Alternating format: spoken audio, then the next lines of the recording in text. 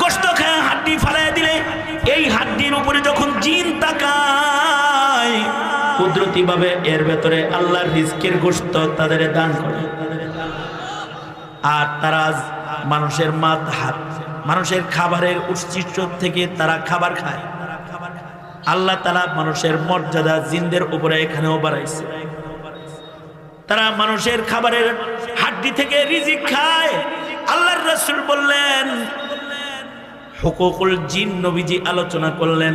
নবীজি বললেন হাড্ডি খায়া, এই হাড্ডিকে পানিতে ফেলবা না, এর থেকে ওরা রিজিক খায়।